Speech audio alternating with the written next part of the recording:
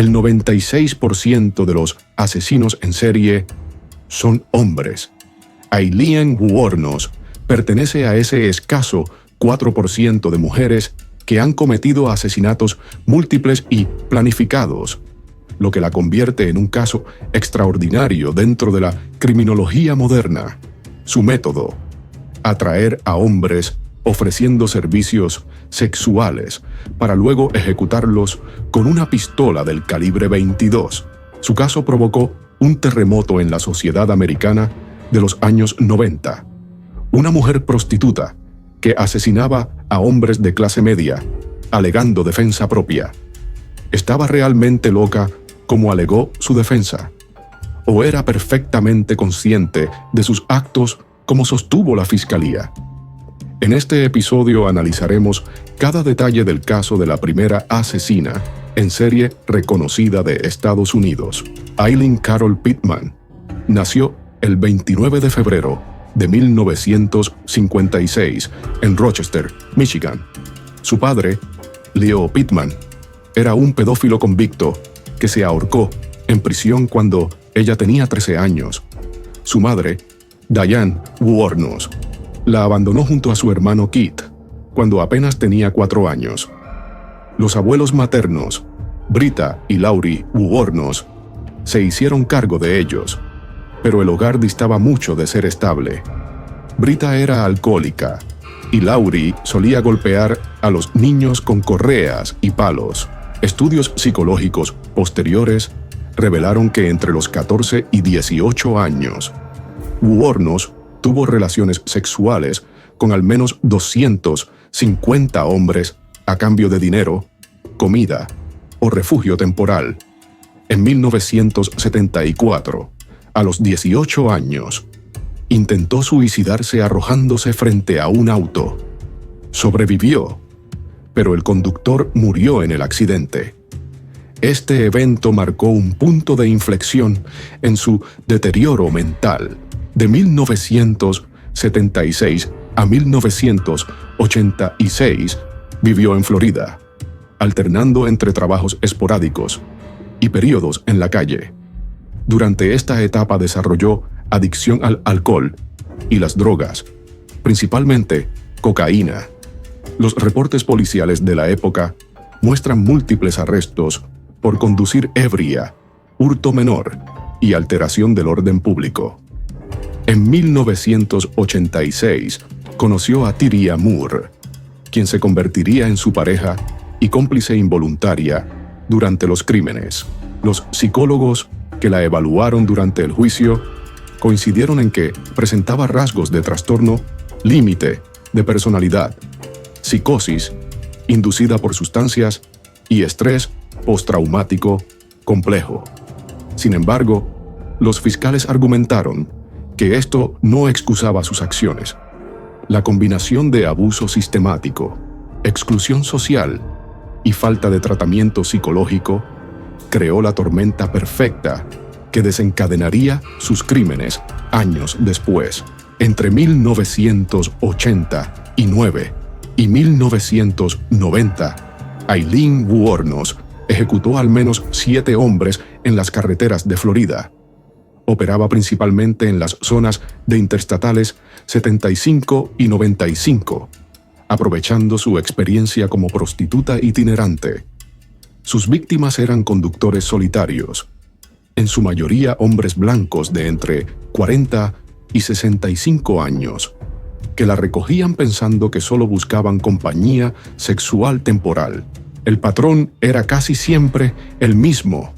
Wuornos ofrecía servicios sexuales a cambio de dinero, pero una vez dentro del vehículo, sacaba una pistola Charter Arms .22 que llevaba oculta. Disparaba a quemarropa, a veces hasta 6 veces por víctima, según los informes forenses. Los cuerpos aparecían en zonas boscosas cercanas a las carreteras, generalmente con heridas de entrada en el pecho o la cabeza. Los análisis balísticos demostraron que usaba la misma arma en todos los crímenes. La primera víctima identificada fue Richard Mallory, de 51 años, cuyo cadáver apareció el 13 de diciembre de 1989 en un área remota del condado de Volusia. Las autopsias revelaron que recibió 4 disparos, 2 en el torso y otros 2 en la espalda. Wuornos declararía más tarde que Mallory la había violado, aunque no presentaba signos de resistencia física. Los siguientes meses fueron testigos de una serie de crímenes con el mismo modus operandi. David Spears, de 43 años, fue encontrado el 1 de junio de 1990 con 5 impactos de bala. Charles Carskadon, de 40 años, murió por 6 disparos el 6 de junio.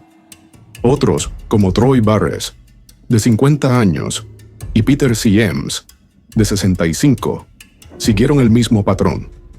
Todos los cuerpos presentaban signos de haber sido arrastrados varios metros desde el lugar del crimen, probablemente para retrasar su descubrimiento. Un detalle llamativo era que Wuornos rara vez intentaba ocultar su identidad. Varios testigos la describieron a las autoridades, recordando su cabello rubio, despeinado, y su complexión delgada. Incluso utilizó con frecuencia tarjetas de crédito robadas a sus víctimas, lo que facilitó su vinculación con los crímenes. Según el FBI, el 92% de los asesinos en serie modifican sus métodos basándose en experiencias pasadas. Pero Wuornos mantuvo el mismo patrón compulsivo. El caso de Aileen Wuornos dio un giro decisivo gracias a varios errores clave y la colaboración de su entonces pareja, Tyria Moore. La investigación avanzó cuando aparecieron objetos personales de las víctimas en una casa de empeño de condado de Volusia. Entre ellos se encontraba una cámara perteneciente a Richard Mallory, la primera víctima confirmada. Los registros mostraron que Wuornos había utilizado su nombre real al vender los artículos, pero el hallazgo definitivo fue una huella digital suya en un recibo de compra vinculado a otra víctima. La policía ubicó a Wuornos y Moore en un motel barato de Florida. Sabían que necesitaban más pruebas, pues hasta ese momento solo tenían evidencias circunstanciales. Los investigadores convencieron a Moore, quien temía ser implicada como cómplice, para que colaborara con ellos. Durante varios días, Moore usó un micrófono oculto para grabar sus conversaciones con Wuornos en la habitación del motel. En esas grabaciones, Wuornos admitió los asesinatos, pero insistió en que actuó en legítima defensa. Ellos intentaron violarme o lastimarme primero, declaró en una de las cintas. Sin embargo, su relato contenía inconsistencias clave respecto a los hechos. El 16 de enero de 1991, Wuornos fue arrestada en un bar de Port Orange. Durante el interrogatorio, inicialmente negó cualquier participación, pero cuando los detectives le reprodujeron fragmentos de las grabaciones con Moore, cambió su versión. Admitió haber matado a 7 hombres, aunque insistió en que todos habían intentado agredirla sexualmente. Sin embargo, en las cintas también se escuchaba decir: «Era fácil, como cazar ciervos en temporada». Esta contradicción entre sus alegatos de defensa propia y los detalles forenses resultó determinante para el caso.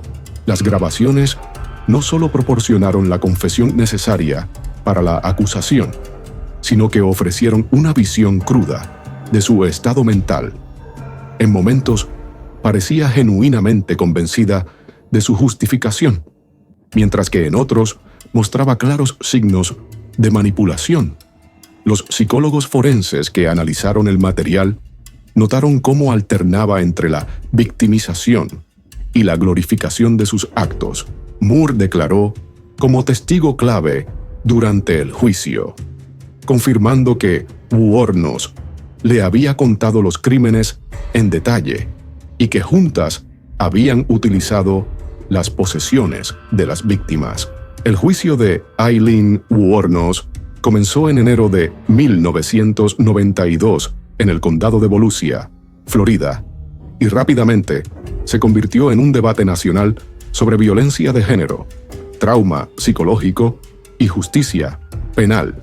La defensa, liderada por el abogado Tricia Jenkins, argumentó que Wuornos sufrió un trastorno mental grave producto de toda una vida de abusos y que los asesinatos fueron actos de legítima defensa contra intentos de violación.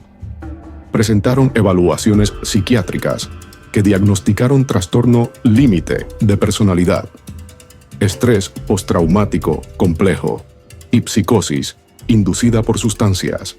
El 27 de enero de 1992, después de solo 3 horas de deliberación, el jurado declaró a Wuornos culpable del asesinato en primer grado de Richard Mallory. Durante la lectura del veredicto, Wuornos gritó: «Soy inocente. Me defendí de un violador». 2 semanas después, el mismo jurado recomendó por unanimidad la pena de muerte.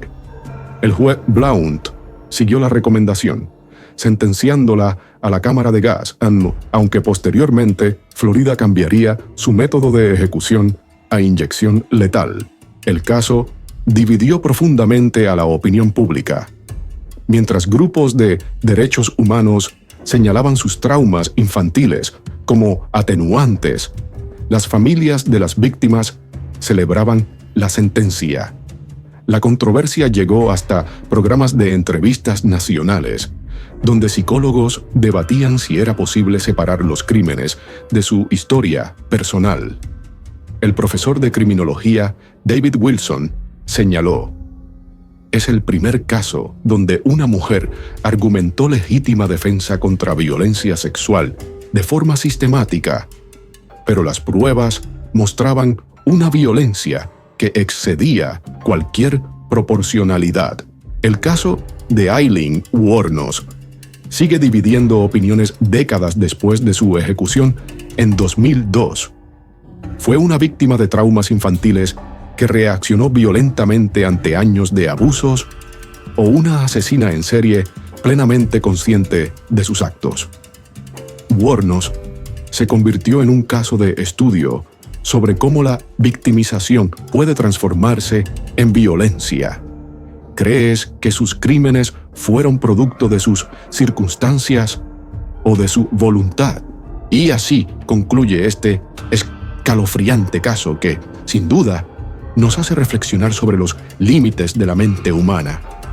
Pero esto no termina aquí. Si quieres descubrir más historias como esta, no olvides suscribirte al canal y activar la campanita de notificaciones. Así no te perderás ningún nuevo caso que subamos. ¿Qué opinas sobre lo que ocurrió? Déjanos tu teoría en los comentarios. Quiero leerlos todos. Y si te gustó el video, no olvides darle like. Esto ayuda mucho a que el canal crezca. ¿Conoces a alguien que ame los misterios criminales? Comparte este video con ellos. Quizás juntos puedan resolver algún enigma pendiente. Recuerda, la verdad siempre está ahí, fuera, pero a veces hay que buscarla entre las sombras. Hasta el próximo caso.